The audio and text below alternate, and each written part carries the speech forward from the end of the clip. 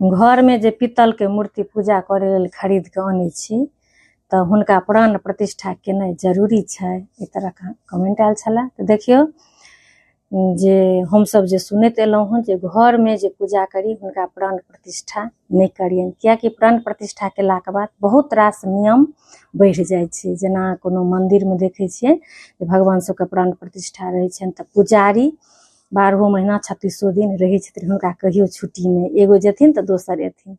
तऽ तै दुआरे घरक मूर्ति के हमरा सबके से पूर्वज मना करे छथिन जे नहीं घरक मूर्ति के नहीं करेबाक चाही। ओना अहाँ के अगर पार लगैया दुनू टाइम भोग पूजा पाठ आरती बहुत हुनकर जतेक होइ छन से तऽ तखन अहाँ करा सकै छी, या कतौ अहाँ जायब तऽ हुनका लऽ कऽ जाइन, हुनका अहाँ घर में नहीं छोड़ि सकै छी। ओना जे नहीं कैल रहे छै तऽ हम अहाँ घरों में छोड़ि दै छियनि प्रणाम कऽ कऽ। तऽ इएह सब छै, तऽ देख लेबै जिनका जे केना पार लगैया। ओना संत महंत सबके कहब छनि जे अगर पत्थरों में 3 दिन पूजा भऽ जाइ छै तऽ अपने आप हुनका में प्राण प्रतिष्ठा आबि जाइ छनि। ताहि दुआरे हम इएह सबके सलाह दै छियनि जे नहीं प्राण प्रतिष्ठा नहीं करब, ओना जेना होइया जतेक होइया से करू, एहिमे नहीं कोनो बात छै। अगर अहाँ कऽ लेबै ओकर बाद ओहि तरह के अहाँके नहीं हैत कैल तऽ नीक बात नहीं भेलै। चलू मिलै छी बहुत जल्दी अगला वीडियो में, ताबत तक जय सिया राम, जय मिथिला।